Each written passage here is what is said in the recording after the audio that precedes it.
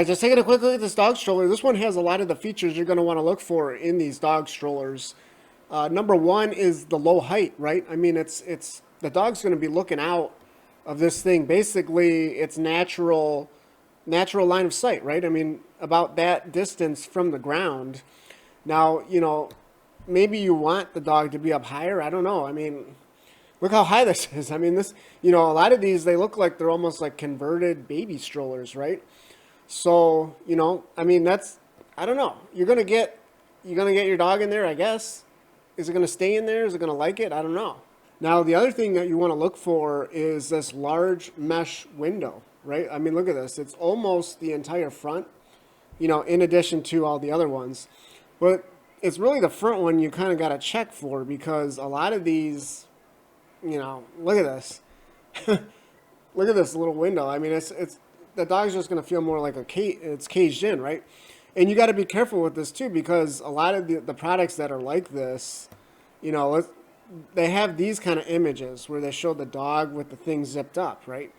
And you might not notice that it has a tiny little window. So just another thing you want to check for. Now, the kind of the final thing is that makes this stroller like really unique, because there are a lot of other strollers out there that kind of have those two features we just talked about, but this one has inflatable rear tires.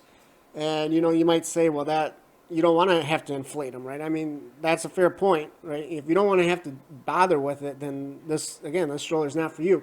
And so the advantage of having these large inflatable rear wheels is that it's going to ride over bumps much better. Just in general, whether the tire is inflatable or not, the larger the wheel, the more it's just going to ride over all those little cracks and bumps in the sidewalk.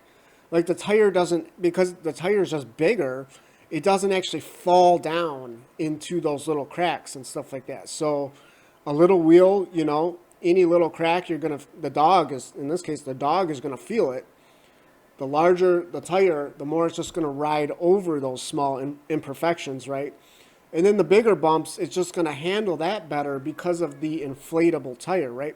The tire itself can compress, right, and absorb the blow, and especially if you don't overinflate it. In fact, I would recommend, if you do have like a tire gauge like this that you're going to use, like you pump up your bike tire, I wouldn't recommend going over 20 psi. I think that's probably about perfect, because if you pump it up to like 40 psi, it's going to be rock hard, right? And then you're kind of defeating the purpose. So now, obviously, the more air pressure you put into it, the more easier it's going to roll. So that is something to note if you got a big, heavy dog.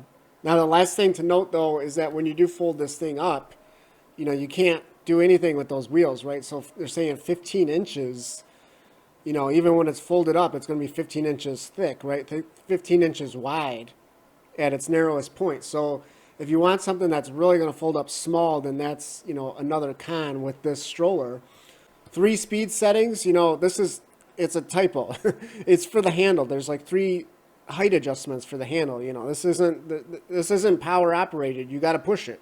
And there are 3 colors available, so, I kind of like the red and black, to be honest, but I can see the appeal of the other ones. If you don't want to draw a ton of attention to yourself. And now the last thing you want to note, you will have to assemble this thing a little bit, right? So they're saying you got to pretty much put the wheels and the axle together. You got to install the handle. It shouldn't be too much, but, it's not gonna come folded up in the box and you just open it up and go, right? Now, the last little detail that I thought was really a great idea is they do say there's a safety rope inside. So this is kind of like a leash that's inside, right? You can attach it to the dog, the collar or whatever, just in case, right? So, just in case you're worried about the dog jumping out or whatever. So, yeah, just, this thing, it seems like they thought of all the little things you'd want to have, right? And, I mean, it is a pretty highly rated stroller as well. And hopefully this kind of explanation of these features, helps you out, whether you buy this one or you buy another one, right? I mean, it's a good idea to kind of understand the pros and cons. And yeah, so that's about it. And thanks for watching.